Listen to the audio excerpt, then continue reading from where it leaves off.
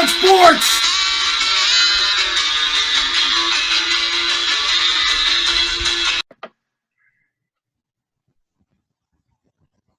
All right. Well, it's a nice sunny night in Monroeville, Pennsylvania, as we start our second show. I'm here with Mr. Haney Fletcher, Gary, the double knot spy Kin, and I'm Dave, the skipper Finoli. How you guys doing tonight?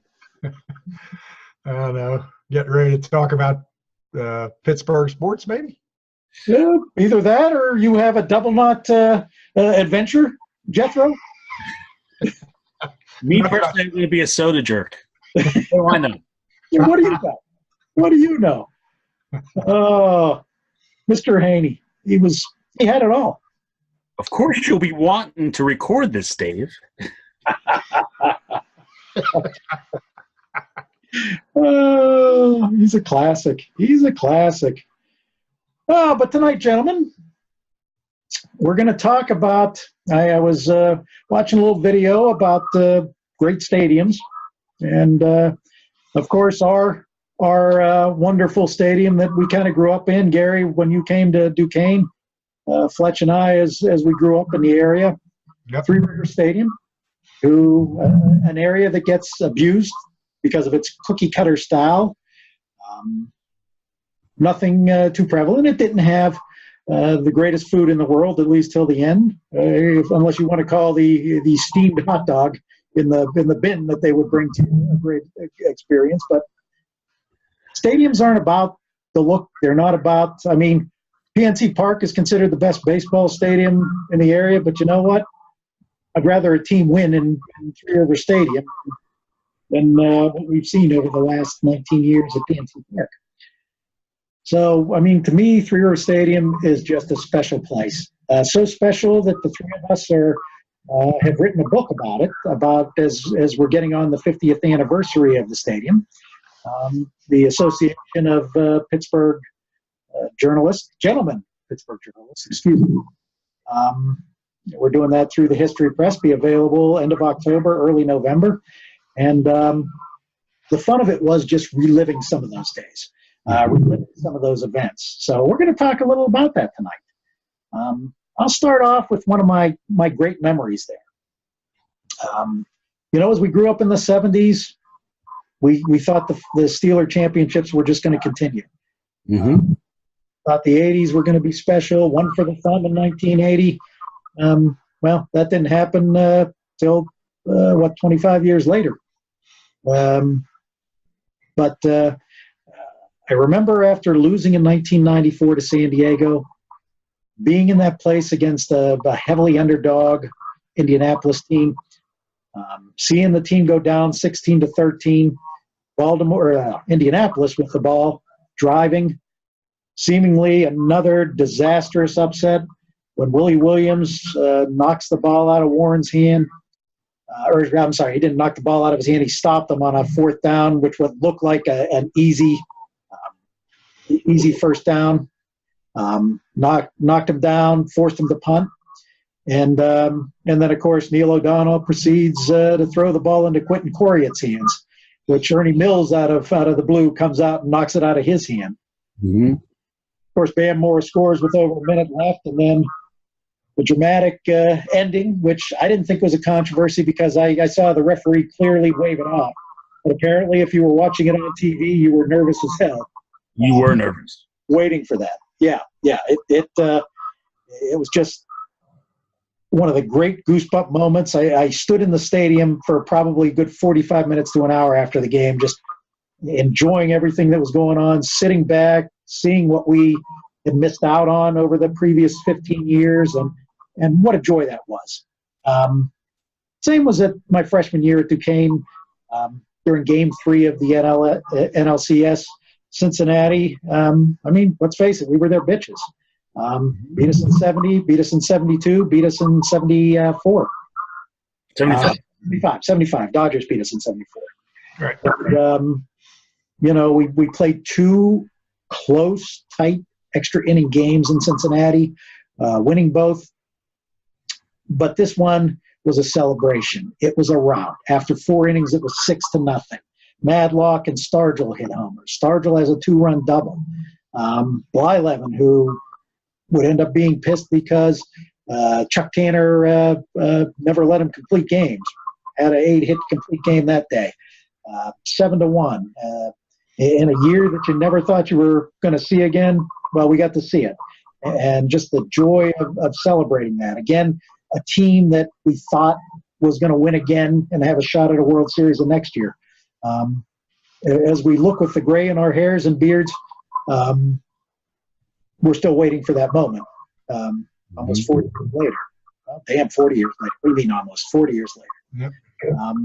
I remember in 74, the great draft the Steelers had. 4 Hall of Famers in the first 5 picks, but it was Joe Gilliam on opening day, who had just taken over as quarterback, the first African-American to quarterback a team in an opening day situation to open the season. And with the team up 3-0 throws, I'm sitting in the end zone, the opposite end zone to where the Steelers were going at the time, right on top of the scoreboard, and just remember what a perfect 54-yard pass he threw into Lynn Swan's hands. Lynn Swan's first touchdown as a professional, and Joe Gilliam led him with 254 yards, I believe, 257 that day to a 30-0 win. And you just thought he was going to be special. Threw over 300 the next week, 354 against the Broncos when it was rare to do so.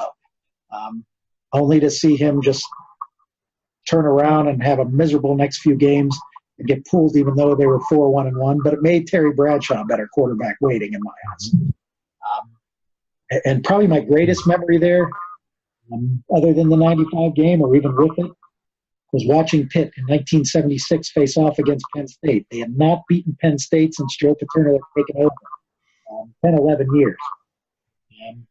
You've heard about my stories of Uncle Ed and my father hating traffic and leaving early. Yes. Well, I went to the game with my Uncle Paul. Uncle Paul was the vast opposite. He didn't mind staying to the game and for the traffic, but he never got there at the beginning of the game. We pulled to the stadium midway in the first quarter. Penn State is up 7-0. So I got to miss that, which I guess in retrospect is okay. Better than leaving the Immaculate Reception game. But Johnny Majors made one of the great moves, who I'm excitedly going to meet for the first time at the Monroeville Convention Center on Saturday. Yeah. But he makes the move to put Dorsett to fullback. Paterno doesn't know how to deal with that, and Dorsett runs for 224 yards, including a 40-yard touchdown. After being behind 7-0, they scored 24 consecutive points, and just what a glorious night that was. Finished the season 11-0. They have no trouble against Georgia in the Sugar Bowl to win a national championship 43 years ago. How tough you realize it is for a national championship to win one, and just having that experience was just phenomenal. Fletch, I know you've had some great experiences in there. Well, a lot of mine revolve around family too. 1971, in the book, I was lucky enough to draw that chapter, and really I talk about that being not only the first full year of Three Rivers Stadium, but it's my first full year as a baseball fan. And I got to go to World Series Game 3, first World Series game played at Three Rivers Stadium, and I went with my grandfather, and it was an amazing day. The Galletti family. That was an amazing chapter, by the way. Oh, thank you. The Galletti family, they weren't drivers into Pittsburgh. It was sort of like Columbus or the explorers crossing the ocean. It was 45 minutes, but you would think there was all kinds of hazards along the way. So we catch the bus in Ambridge. We go to the game. We sit there, and it was just it was a great game.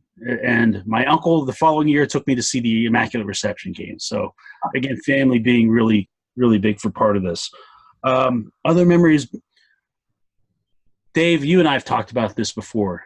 If you're a game is on the line situation where your life depends on it, what pitcher are you starting? What pitcher I'm starting with? I'm starting Bob Gibson. Bob Gibson. Yeah. And I was there for the 1971 World no-hitter that he pitched. Oh, wow. an 11-0 whitewashing of the Pirates. And, even from my seat in right field, because I had to be by Clemente, that's just how it worked. You could just see the determination on that guy's face and the body language. And, he was getting up there in years, but he still had it that day, and it was just a magical moment. I think of a really sad day in 1973 when the Pirates take the field and you find Manny Sanguin playing right field instead of the great Roberto Clemente. That was a sad moment. I think I was at the 74 All-Star game. Ken Brett, the only Pirate representative, but the MVP of that game was a guy who made the team as a write-in, and that was Steve Garvey, that was a pretty amazing game too. Those great Steeler teams, what can you say about them? But I think the game that I most think about is that 1978 AFC Championship game with that horrendous weather that was there. And they absolutely kicked the living shit out of the Houston Oilers that day. They could have played that game 20 times, and Houston would never have won any single one of those games. It was just maybe the most dominant points in the last 2 minutes. Yeah, it was the most dominant game that I've ever seen them play. Going off of sports, 1994, I saw the Grateful Dead in one of their last shows. They played their Rusted Root opening for them. I was doing a story on Rusted Root, so I was hanging out backstage and got to meet Jerry Garcia, got to see a lot of that band. It rained like hell that day, but it was I'd never seen a Grateful Dead show before, and I've only heard about them, and just the fans, they were it was like a traveling circus there. It was amazing how the people were following them. And then there's those not so great moments.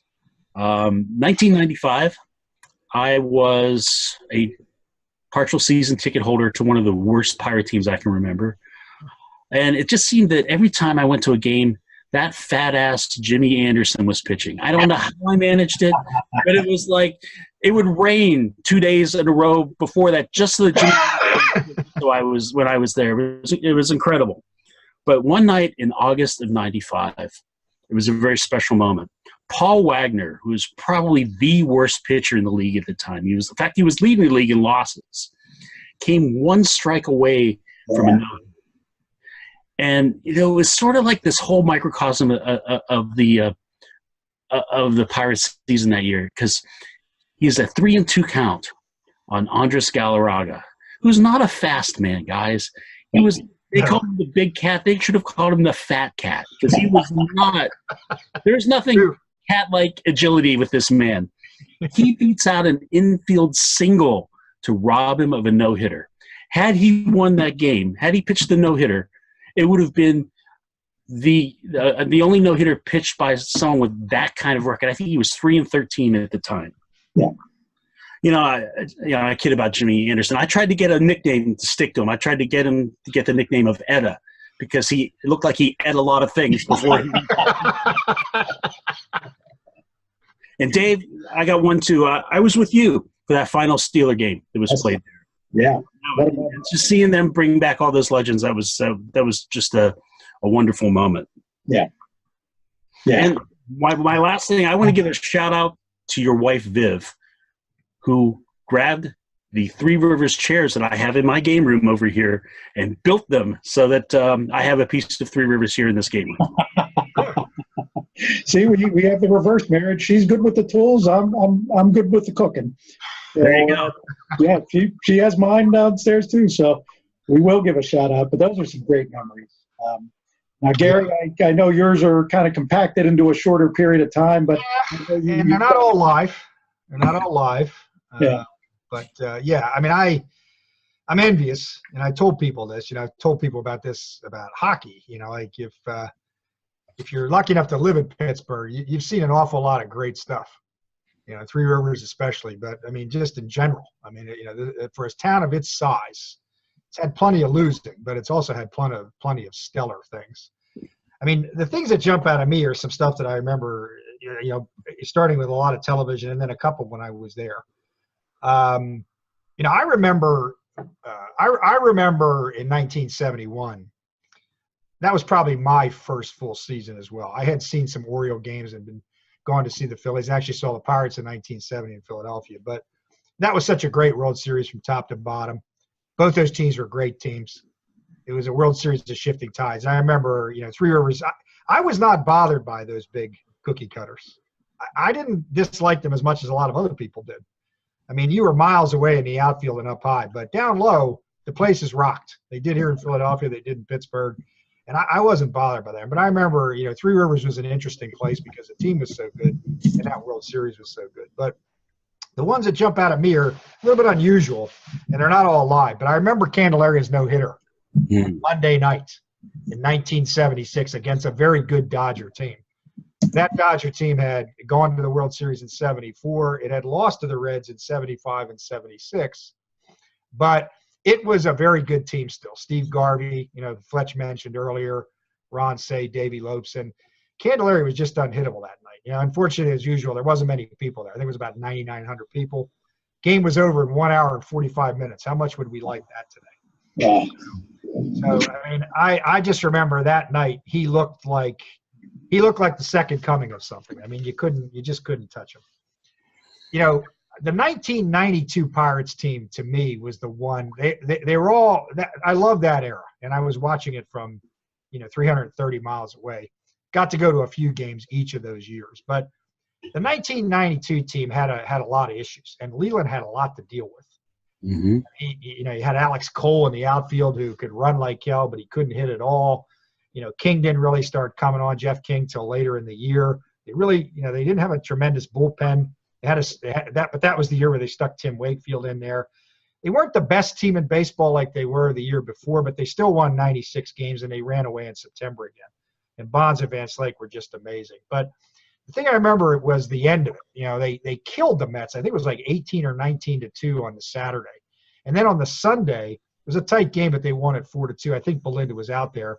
And I think they had carried Leland off one of the previous years, but it was Bonds and McClendon who carried him off. You don't see that in baseball very often. No, you don't. And there was that team, just to me, Leland had to really manage. That team came from behind a lot that year. And I guess in my mind, I just felt that there was no way the Braves were going to have the same luck that they had in 1991. And no way would Steve Avery look like the second coming of a 6'5" Sandy Koufax. But unfortunately, we all know what happened. But that year I was pretty juiced, and I really thought they were going to win it that year after all the adversity went through and how good of a job Leland did. But that final game that year really stuck with me. The other one that stuck with me, again from afar, was the last game, the 10-9 loss to the Cubs. Willie was not in good shape.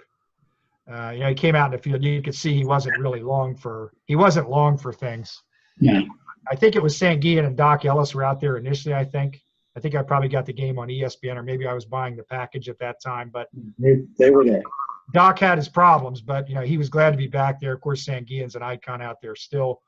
That game was like something out of a movie. I mean, it was a back and forth game with a long-term rival like the Cubs going back to the Chance and Clark, battles 100 years ago.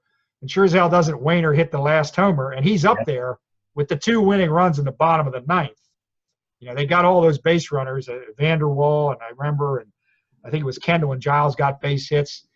It was a storybook. Unfortunately, it wasn't a storybook because he grounded out to third. Yeah. But it was a great game. It was a great ending. I remember how quiet it was at the end. There was 55,000 people there, which you hardly ever saw, even in some of the World Series and playoff games. But, I guess it was just the finale, how quick it went. I remember thinking, 1970, 71, I remember watching them play on TV in a brand new Three Rivers with all the blue outfield walls and everything. Here it was. My life went by pretty quick too. I remember thinking, and that game stuck with me. Yeah. One odd one that stuck with me was the Pittsburgh Maulers opening. I was lucky enough. I was out there at that time. I was a senior. I guess you were probably gone, Dave. I guess Fletch, we were seniors. Yeah, I was freezing out there. It was. That was the coldest thing I can ever remember. It was sunny, but it was freezing. Yeah. And I remember Cliff Stout was on the other side. And, he took a lot of beating. I mean, he wasn't a great quarterback, but he took a lot of beating from the fans. And he had a poor game, too. And 50-some thousand were there. I mean, it was a pretty exciting thing, only from the standpoint of a lot of us could never get a Steeler ticket. Mm-hmm. If we didn't have family or we didn't have friends that could get a Steeler ticket, we couldn't get it. So we could get there. And, even though they lost that game, it was an entertaining night. It was something very unusual. So After that, they never drew more than, I think it's 25,000 for the rest of the season. But that first day was an exciting day that I remember. It was, and one of our writing mates, Tom Rooney, who details that season in the book.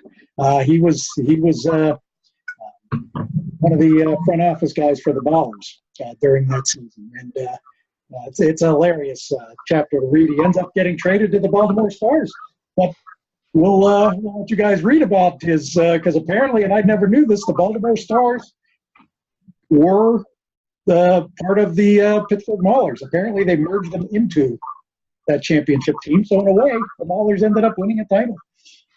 I mean, the Maulers had Carano had a couple good years for the Cowboys. Had one great Thanksgiving Day game, I remember. I think Rozier was good. He was a little banged up by the time. That was the problem. He was damn good. He was fast. He was a hard runner. And Clancy was on that team too. Sam was a damn good football player. So they had some appeal. And I could never figure out, is that purple or blue? The goofy colors of the uniform and stuff like that. You couldn't always tell, but beyond that, that first day was kind of an exciting time, and there was a lot of excitement about the USFL at that time. Didn't quite end up that way, as we all know. But no shameless plug for the book, but one game that sticks out to me, which is what I wrote about, Dave, in the book. Yeah. When I first got to Pittsburgh, I didn't really know a lot of people. There was a couple guys from my high school that went there, but I wasn't close with them.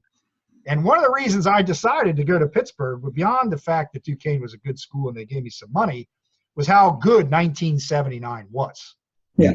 I remember that was just such a fun season. They were a fun team. They weren't great defensively, hit the ball all over the place, Sister Sledge and the song and Willie and stuff. And that was a factor in me going out there. And then when I realized when I visited how close the stadium was in Duquesne, you could actually walk it. It was one final trigger for me. But the last weekend of the season, and again, not a shameless plug, but the last weekend of the season, the Pirates fell hopelessly out of it that September. I remember there was a huge amount of disappointment out there. They just fell apart after Labor Day. They were in the race on Labor Day, and they completely fell apart. And, there's a lot of reasons for it looking back. But I went to a game the last weekend of the season because I had bought tickets when I first got out to school against the Cubs on a Friday night. Freezing cold night again. Nobody was there. They announced this 5,200. If it was half that, I would eat my hat. It must have been so different than the prior year. So that sticks with me. That was one of the few times I went to something out there. Great chapter. I remember thinking, how great must 1979 have been, and how dreary is this situation? And, it was a bad night. Candelaria, ironically, came in and relief, something I think he only did 4 or 5 times. Mm-hmm. Game kind of ended. Everybody walked off, and I thought, wow, how different than 12 months ago. They honestly played the Cubs the last weekend, had some crazy games to clinch it. But, that was one that sticks with me. It's certainly not the most memorable. It's not touching some of the, emotions you guys touch. But for me, it was really an eye-opener, how it must have been year to year. Well, it was good, and you pretty much nailed it when you as you wrote about it. It was a good look, and what was a disappointing season for both the Pirates and the Steelers. I mean, the Steelers got old that year. They did. And again, we did not see that coming. But one of the other strange memories of Three Rivers was, I think it was the first Frazier Ali fight. They did the closed circuit there.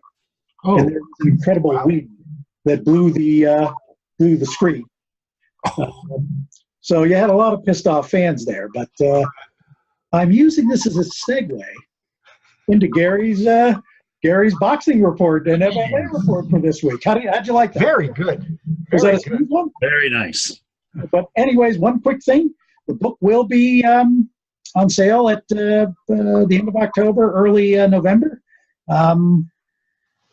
It will be done by the History Press, and it's something we're all proud of. And a percentage of the royalties will be going to the Chuck Cooper Foundation, who is probably the single icon at Duquesne University, who has become its second member in the Naismith Basketball Hall of Fame, which he'll be inducted for this year.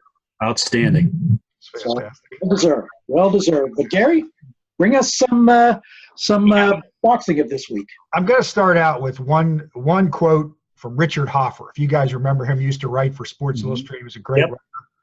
And his line had, I think, in the boxing part of combat sports, gentlemen, has become more and more true every day. Boxing is the sport that treats its fans, its loyal fans, the worst. The heavyweight division had some momentum last December with some pretty good fighters, Tyson Fury, Deontay Wilder, who's an American heavyweight, again, something everybody seems to insist on, which I don't necessarily agree with. Anthony Joshua, a very charismatic, big British heavyweight, 6'6", 250 pounds of solid muscle, well-spoken.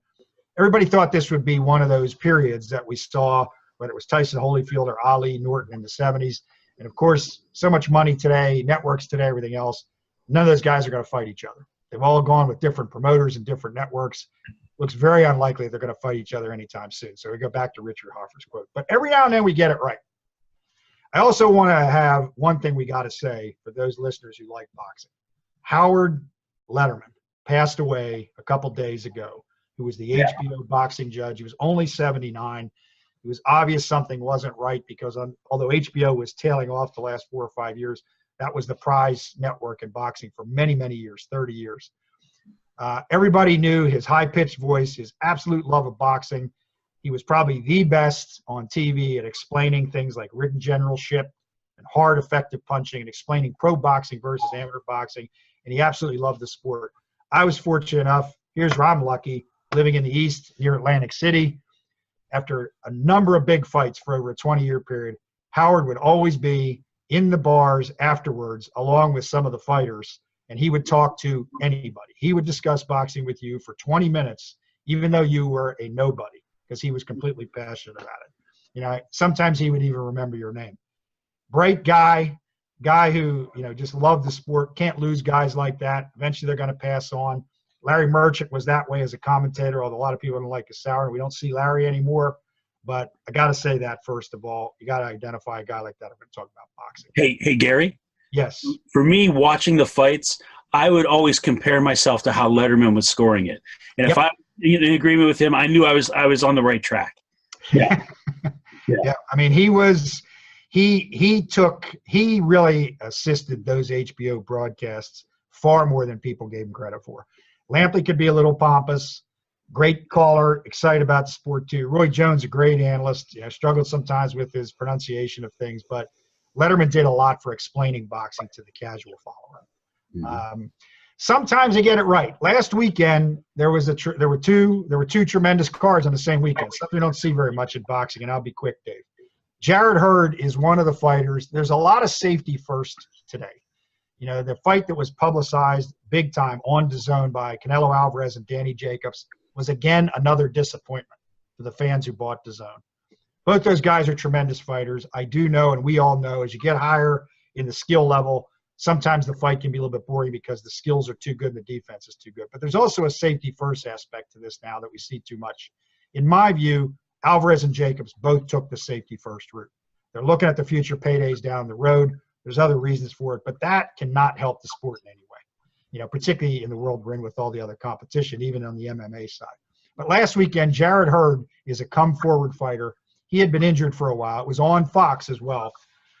He got upset by a guy named Julian Williams, who had been knocked out by Jermall Charlo about a year and a half ago. Everybody thought he was on the downside, but in a tremendous back-and-forth fight, and one the judges got right, a unanimous decision for Williams. Hurd lost. But in a loss, he was glorious because he kept coming. And over 2.1 million people watched this. So, again, I throw out, nobody cares about boxing. 2.1 million watch it on a weekend where you have pro basketball, Stanley Cup playoffs, all kinds of other things going on, and 2.1 million people tuned. Now, was this on their website? This was on Fox. This was on Fox Sports. Okay. On the same night, ESPN had a card with fighters that were fairly unknown to those people who aren't junkies about boxing. But the super bantamweight fight between Isaac Dogbe from Ghana and Emmanuel Navarrete was a rematch, something that happened quickly, which we don't often see these days. Navarrete won the first time. Similar to what you often hear, he won the second time, a little bit easier, but it was a good back-and-forth fight with Navarrete stopping Dogbe finally in the 11th. And then later that night, in another rematch, although that rematch initially was a better fight, between Miguel Berchelt and Francisco Vargas, two all-action come-forward fighters. This time Berchelt stopped Vargas earlier, but it was a damn good fight with a lot of action for 6 rounds. So boxing got it right. One thing about the night, though, I have started to pay attention to the MMA just because I like combat sports. Brazil is the Canastota, what Canastota is to boxing and what Cooperstown is to baseball, Canton is to football. a lot of the MMA and the jiu-jitsu and all that stuff comes from Brazil. So they have a card in Brazil. It's loaded with a bunch of fighters, some of their icons. Anderson Silva, who reigned as a middleweight champion in that for 7 years, almost unheard of in the sport. He loses. Another guy, Jose Aldo's a featherweight. He loses. Everybody's losing. Finally, in the main event, in a women's fight, which I don't really love that much, but the Brazilian fighter wins. Ironically, in another MMA card in Chicago, Illinois, there's 2 Brazilian fighters that are underdogs. Michael Page, who's out of Britain, a very good athletic guy, fighting a guy by the name of Douglas Lima. Lima's a huge underdog. He knocks Page out in the second round. A guy named Patricio Freire, a big underdog against an American out of Florida by the name of Michael Chandler. He knocks Chandler out in the first round, although a little controversial. So in Brazil's homeland, all the upsets happen against them. But in Chicago, Illinois, where people probably don't even tie the two together, the 2 Brazilian fighters pull huge upsets. So it's a great night for combat sports, a great weekend this past weekend. Well, it sounds it. And I know you're a lover of the Boxing Hall of Fame, as you mentioned a little earlier. Here's the list of who's coming to its 30th anniversary. Mickey Ward, Ernie Shavers, who you style yourself after, Fletch. They're going to get Mark Breland is there, Leon Spinks, Michael Spinks, Larry Hazard, Bernard Whitaker, and the Magic Man, Antonio Tarver, are on the list of people that are going to be there. So that's going to be a heck of an event. Up in, what's it called, Canastota, New York. Outside of Syracuse, about 20 miles northeast of Syracuse, on the thruway.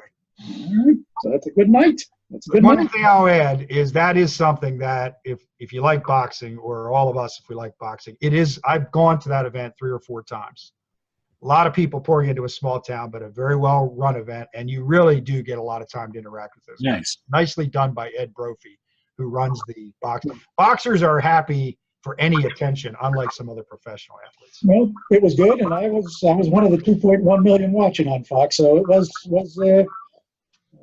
some good fights. Good fights. So now, Fletch, you seem in a conciliatory mood tonight, not necessarily a bitter one. Well, guys, I'm going to dedicate this segment to the band Nirvana, and I'm calling it All Apologies. Dave, my first apology is to you. For all these years making fun of your nose, I was insensitive, and, I'm sorry. Harry, Yeah. more than once I've called you a heartless bastard. Not the case. So while I'm at it, I'm going to throw another one out there, and that one's to be going to Kawhi Leonard. I always had him pegged as overrated, and I was wrong. And again, I'm sorry. Here's a guy who, unlike a lot of his compatriots, shuns social media. He lets his play do the talking. And when you're in Toronto, which is basically a big-ass black hole in the NBA, Yeah. and you're able to be successful and carry that team, deserves some credit. I mean, I knew he was good, but in the series against the Sixers, he showed his value, and he carried that team, especially in Game 7. We could talk for hours about his game-winning shot. The first buzzer beater ever in a Game 7. In an Amazing stat. Isn't that just – It is Amazing stat. That's amazing. It really is amazing. And just the way it happened, too. I mean, it reminded me of that Christian Laettner shot a little bit. Because he takes the pass. Most people, that's a catch and release, Yeah. But he dribbles to the corner, lets it fly with a guy on top of him. And just to even add to the drama, it bounces, 3 times? 4. You remember the Don Nesson thing in 1970 against, I believe, the Lakers, if I'm not mistaken. Same kind of bounce. Yeah. It was just, it just only hyped that moment even more. Leonard's good. He's really good, and I apologize to him. My other apology is going to go out to Josh Bell. Coming into the season, I wasn't big on him. He had a solid rookie year. He had 27 homers. He was starting to get a feel for first base after spending most of his time in the minors and in the outfield. But then came that dreaded sophomore slump. And, guys, he was not good last year. I mean, his power numbers just fell off the table. He had 12 homers. Yep. Fiddling with his swing, whether it was him, whether it was the team. He was tentative at the plate. He just wasn't driving the ball. So I'm happy to issue this apology. Josh Bell appears to be in beast mode this year. He's already cracked 10 homers. He's second among all first basemen in that category. And he's also among the leaders in OPS, RBIs, slugging percentage for first baseman. And that's a power position, let's face it. And they're not just homers. Is pretty amazing. Those are amazing numbers he hit. Yeah, and the ball's exploding off his bat. I know how much you guys both love that exit velocity stat, but he's among the league leaders in that as well. And he hit a ball against the Cardinals the other day. It was an absolute, I'm going to use my Dr. Evil laser thing, and it just I didn't know it was going to get out because it was hit so hard. I didn't know it was going to be high enough. Yeah. But and let's put his performance in perspective this far. I mean, he's basically the only offensive threat that this team has right now. That's what I was going to say. He's got no protection. There's not a lot around him. And without him, there's no way they're sniffing 500. No. He's mashing the ball with no protection. And he's not – this is a guy who's a defensive liability, but he's not. I mean, if you've seen him this year, he's really done a hell of a job digging some of those balls out of the dirt. He made a play the other night where he had a diving stop at first base that was just, he looked like he was very comfortable there. And here's another thing to keep in mind, guys. What if I say 1982 to you, what does that mean? Well, besides the fact we were all playboys at Duquesne at that time. 1982. 82. It was a lousy year. That was the last time that the Pirates had an all-star first baseman. Really? This position has been the black hole of this team for all these years. Think about it. You had guys like John Jaso. You had Mark Johnson, Brian Hunter, Adam LaRoche, who basically started to hit maybe in August. Yeah, struck out all the time. Yeah. Randall Simon, he of the Sausage Gate in Milwaukee, and Jose Hernandez. And this is a veritable who's not who. But boys, I'm telling you, the streak ends this year with Josh Bell. He's going to earn a spot on the squad. He's on a 40 home run pace right now. More importantly, he's become the most dependable Pirate this year. Now, Willie was the last at 40 in 73. Is that, am I remembering correctly? I would think. I think that's the last one. Who's the 82 guy, Fletch? Who was the 82? Jason Thompson. I was going to say Thompson. The man who could clog the base paths with his lack of speed. Yeah, he was slow. But that Pirate team that year really started to fall off. Then we started going to that black hole in 82. Yeah. Yep. I'll tell you what, I was watching Seinfeld today, and I'm so into exit velocity that as Keith Hernandez was spitting the magic loogie, I timed it out at 13.8 miles per hour, which for him is pretty damn good, I would think. That's one magic loogie, as they would say. It was. Today is the anniversary of the last Seinfeld, by the way. Is it really? How about that? What a disappointing final. I guess that's true when you think about it. That was a horrible final episode. For everything so good about that series. That was probably the worst. It was no Newhart, which was the best. I don't know if you remember that. Where Bob woke up, didn't he? Didn't he wake up? Yeah, he woke up with her in bed. It was all a dream, wasn't it? It was. Newhart, yeah. That was a great ending. It was. Well, let me tell you, while you're conciliatory, Mr. Fletcher, I'm a little bitter in my weekly event. I'm thinking the Kentucky Derby. Yeah. And I'm not bitter about what happened. I'm bitter about what it showed about the sports columnist. We're going to say columnist here because some of them just so outrageously wrote such stupid things in the effort to try to be controversial that it just made you wonder, why the hell are we even reading this? Yep. I looked at it today. I went frame by frame of it just to make sure. I wanted to be fresh about it because what I saw in the first place was a foul, as I recall. So I looked at it frame by frame. He shoots off. War of Will was about to take over and had some momentum. Lost about 5 or 6 lengths at that point. Yes, the horse was spooked and went over, but it's still a foul. It is a foul. Yeah, as the rules. So he knocks him off. who runs into Long Range Toddy, which is one of the great names in history. Yeah, it is. Who knocks into number 21, ironically, number 21, Bod Express, who knocks into Country Horse. And some idiot even had the thought, they took a picture of all the horses jammed together, trying to claim they all fouled, which when you look at it, it was a domino effect after he cut out. Right. This is a foul. This is not instant replay. This is not the New Orleans pass interference controversy. These rules have been in place as long as I've been watching horse racing, which is in the early 70s. And I know it's been on before that. This was a foul.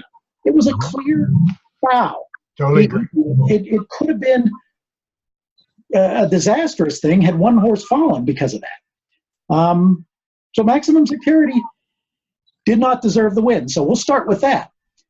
Then, and I don't mean this as political, but it's an ass statement nonetheless, because as people get irritated sometimes at athletes talking about politics, I get irritated when politicians stupidly talk about sports.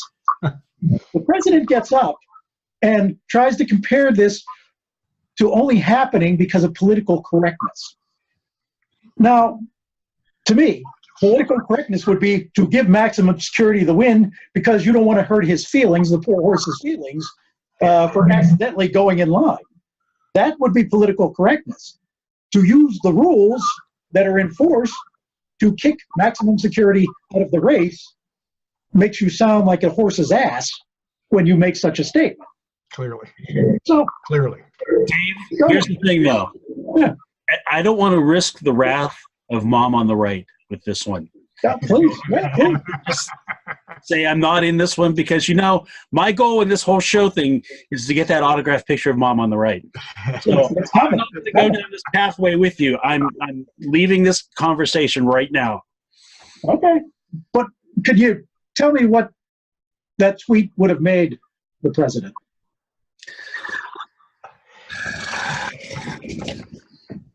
Pretty much. Picture of the week. Right. Issue of the week, exactly. Now, this is, and anytime you hear commentaries or written editorials that start out with, let me start by the fact I don't know much about horse racing. At that point, stop. You don't know what the hell you're talking about at that point. That's right. Amen, brother. You're done. I mean, trying to compare this to the evils of instant replay, the evils of the pass interference call. You're being an ass. Baloney. You don't deserve your job at that point if this is what you're doing. It's ridiculous. It was the right call, and the right horse won. Don't jump in front of the other horses. The owner bitches. Yes. Okay. Too many horses in the field. He's right. Okay. Yeah. There were too many horses in the field. But that had nothing to do with this. He was in the lead. He wasn't fighting away from somebody. That had nothing to do with the foul. The horse got spooked. Just shut up. Right foul. The reason it took 22 minutes was no other purpose than these people were afraid of these assholes of what they were about to say. They were afraid of making that call, but to their credit, they made it. And the other bonehead thing is bitching because they didn't allow these judges to be put in front of the press. What are you going to say to them? They explain to you why. There's no reason for them to be in front of the press except for you to try to humiliate them. That was the purpose of why you wanted them in front of the press. So, again, just a ridiculous thing. I'm sorry it happened that way. Yes, he was the best horse, but he fouled.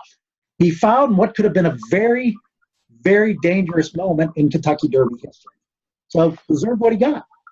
Can I add a couple things to this too, Dave? I thought about this too. I didn't do the same level of research you did about it because I guess, Fletch, you don't have to apologize to me. I am kind of a bitter, whatever you call me.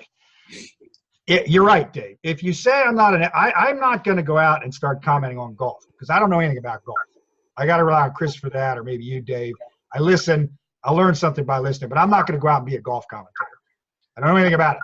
I don't know the history. I don't know the difficulty. It's just not my. So don't be talking about horse racing. I don't want to hear it. Get some horse racing experts on there. This is not car racing. There's millions of dollars invested in these animals.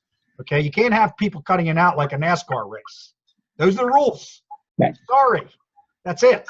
And I think the one thing one of the handlers said was true. It isn't just that you won by doing it. There's so much money bet on these things, particularly something like the Kentucky Derby or the Preakness.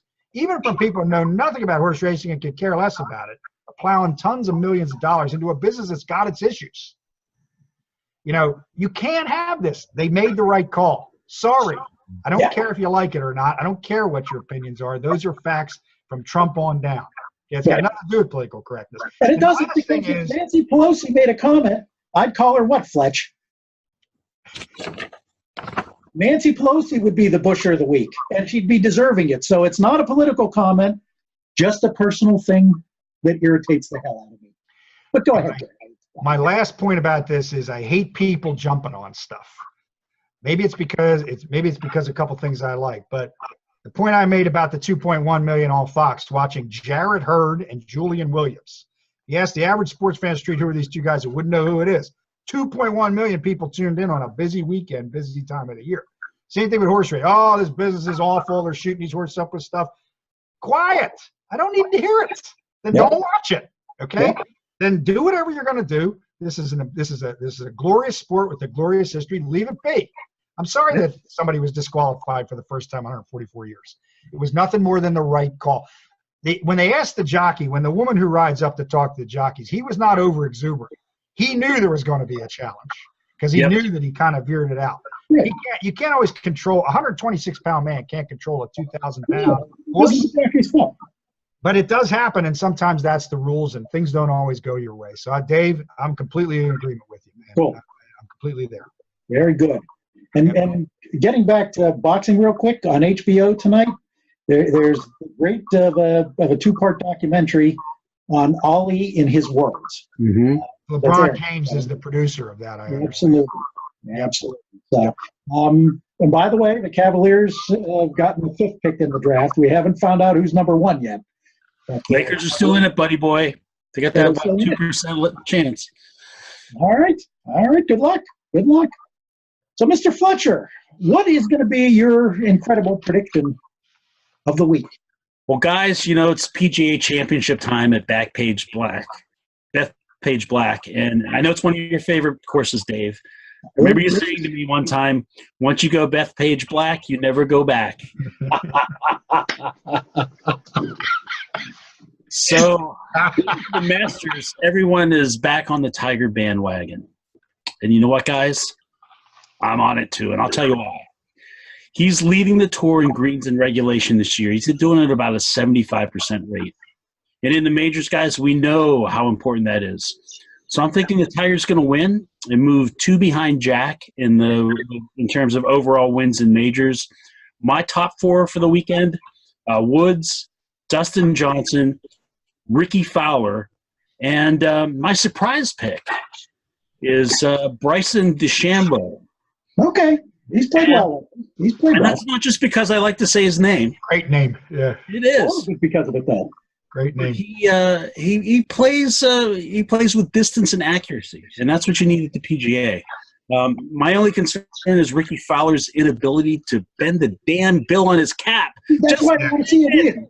Yeah. It irritates me. I don't want to see it win because of that. It's that millennial hat. Yeah, but the bend. His caddy should just like run up, grab it, knock it off his head, bend it, and hand it back to him. That, my friends, is a good caddy. It is a fabulous porn stash, too. It is. Johnny Wad would be incredibly happy with it. But that hat makes him what? What does the hat make him? Put it down. Do your damn curve. Do the curve. That should be exciting stuff. And I think if Tiger approaches Jack at this point in time, that would be the story of a lifetime if he can tie and break Nicklaus's record after his. After that, I never thought it would happen. No, I never thought he'd be close. I never thought he'd win a tournament, much less a major.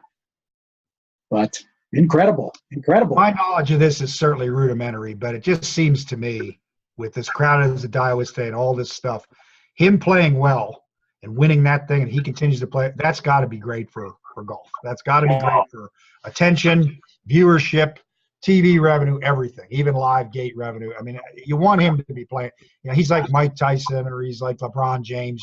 You want him to be a prominent figure. So Absolutely. I'm kind of rooting for that too, just for the sport, because it's good for the sport overall. Absolutely.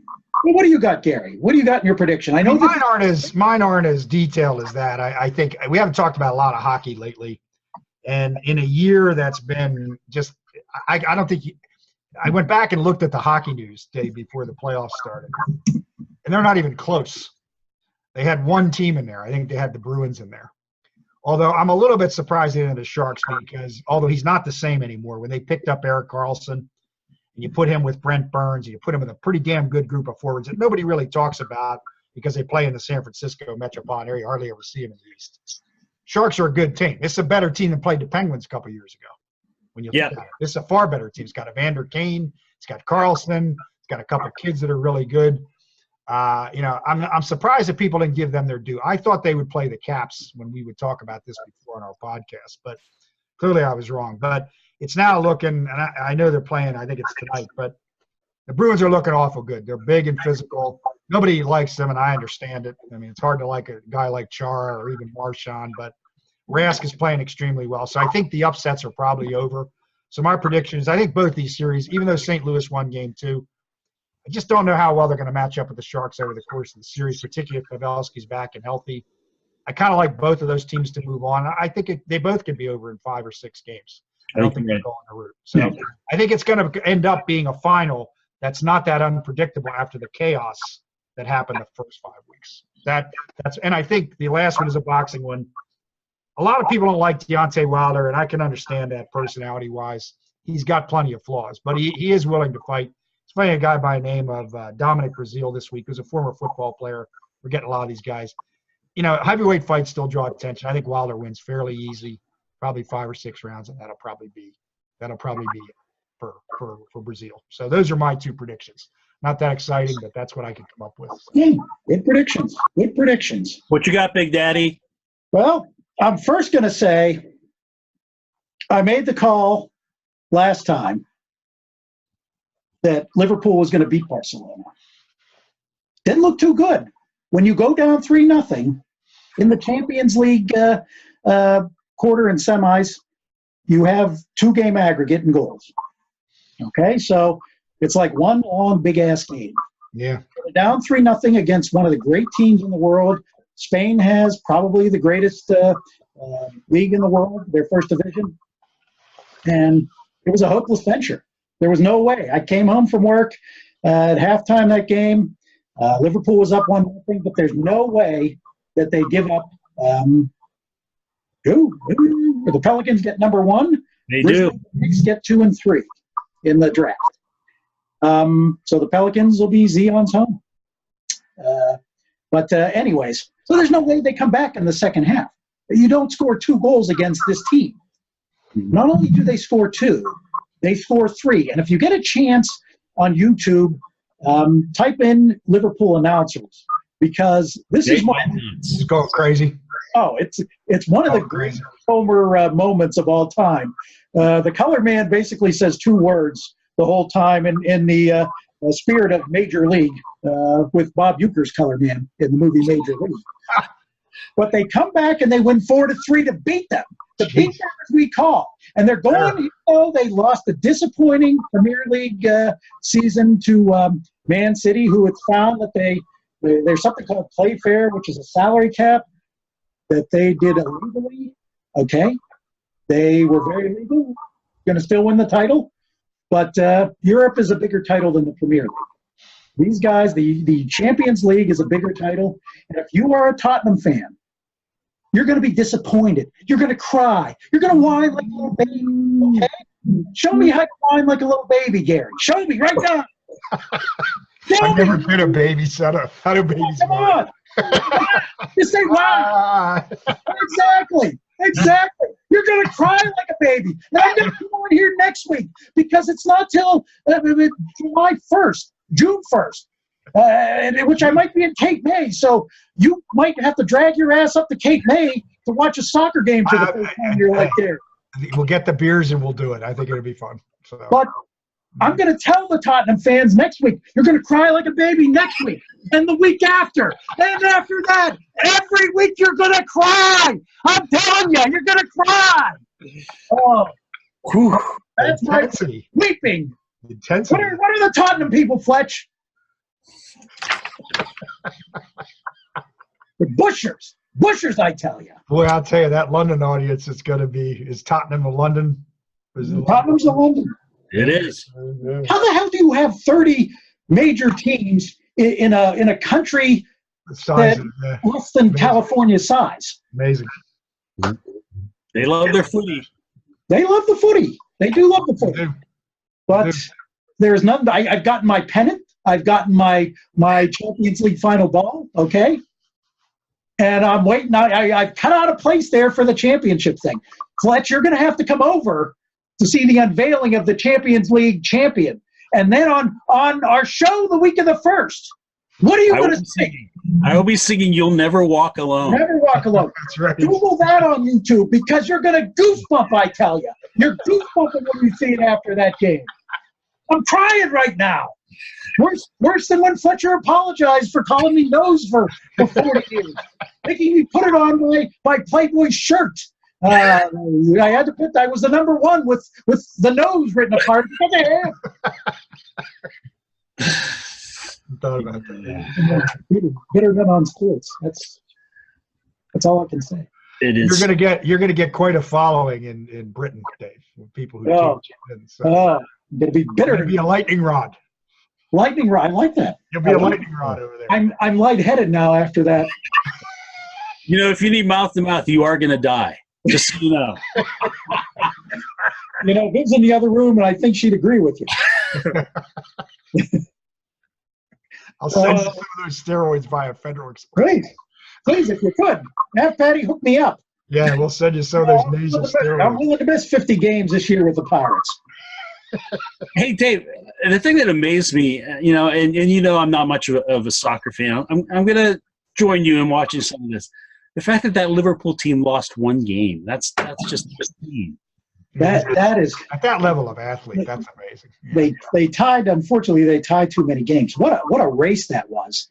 And you got to give Man City credit, even though they cheated horribly. Well, that's not a bitter thing to say at all. Even though they cheated horribly, you give them credit because they did win 14 games in a row at the end of the season to do that. They won their last 14 games in a Baltimore Oriole-like maneuver towards the end of the season. But we know what happened to that Orioles team when it counted, don't we? And Man City, are they going to win the greatest championship in the world? Yeah, No, sir. What are they going to be doing? Lost in the quarterfinals. Exactly. So you can have your little trophy. You can have your little celebration. Okay? We're the champions of Europe. Okay? Much bigger than your little England. Okay? All right? Big Europe, England. Europe, England. Okay? All right? So take your cheating ways and go to hell. Okay? Dave, are we taking callers next week? Because you better get up on your Cockney accent too in the English. You're gonna get some calls next week. Working, man. Working them. I'll have another prediction in there just to slide one in, but it's going to be that prediction again. Guaranteed. What's today? The 14th? What do we got? 16, 17, 18 days. 2 weeks of this. You got 2 weeks to hear this, Tottenham people. Mama's boys, okay? All right? Wankers, Dave. Wankers, exactly. Oh. Got me interested just because of the passion behind this there. You're going to be more than interested. So got me interested. Yeah, got me interested. I mean, I will say, the crowd passion, the intensity of the crowd passion. Well, if I'm going, you are coming up, and I'm going to tell you where you're going to watch the game, okay? You don't even have a choice. Yes, sir. All right? Yes, sir. Yes, sir. You know, the other thing that's always great is seeing the crowd singing the songs. Unbelievable. Exactly. It's like a college game, like a small college game. Unbelievable. I'm telling you, at least 70,000 drunken people somewhere in that. Yeah, I mean, they obviously had a lot of fun beforehand, but it is amazing. It really is. I mean, in the other sports there, they don't do that. They don't do that in the rugby or anything. No. Really I'm telling you, if you get the chance, get it on YouTube. it is a goosebump moment seeing that. And then the coach and the players just are looking up in amazement and just get together and start singing it with them. And it's an amazing moment. It really is. I mean, 3-0 But it's going to be more comebacks. amazing on the first.